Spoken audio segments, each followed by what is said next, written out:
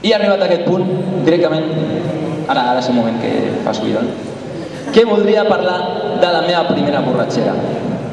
Aquell moment que a tothom marca i que tots els teus amics, la teva família i la resta de la humanitat t'assenyalaran i et diran: joder, però recorda la teva primera borratxera, cabron. La meva primera borratxera, la bèstia de veritat, va arribar una tarda de dissabte en què no sabíem què fer amb els amics.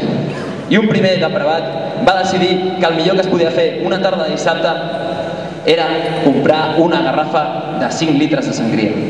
Sí. I gràcies a un segon depravat que va pensar que el millor que es podia fer amb una garrafa de 5 litres de sangria era un concurs de resistència.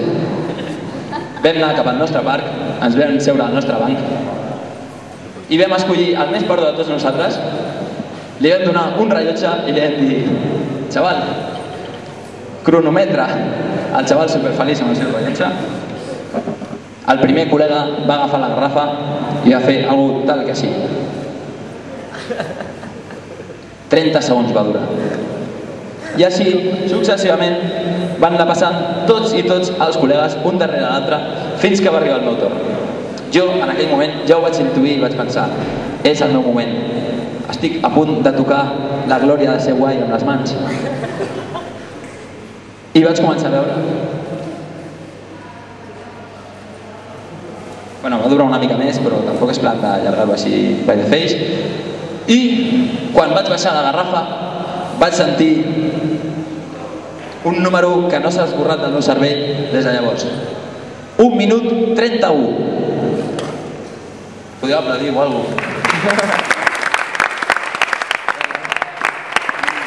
Vaig estar 1 minut 31 bevent sangria i per un moment, com us dic, vaig tocar la glòria. Em vaig sentir com, jo què sé, el de Wimbledon quan aixequen la saladera o els de la Copa d'Europa i aquestes coses.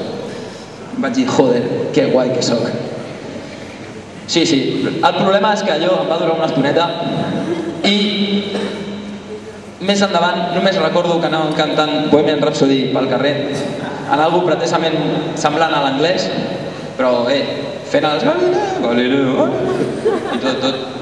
I tinc unes quantes lagunes fins al moment en què, estant per allà a prop de casa meva, fet caldo, absolutament destrossat i amb el cap fent-me voltes, vaig sentir com els col·legues deien: bueno, nosotros nos vamos, I llavors vaig començar a suplicar: no marxeu, no em deixeu sol, ara no puc arribar a casa. Però el pitjor del tema és que quan vaig mirar el rellotge vaig veure que eren les 11:30 de la nit, que és un altre d'aquells errors que es cometen a l'adolescència, que és emborratxar-se per la tarda.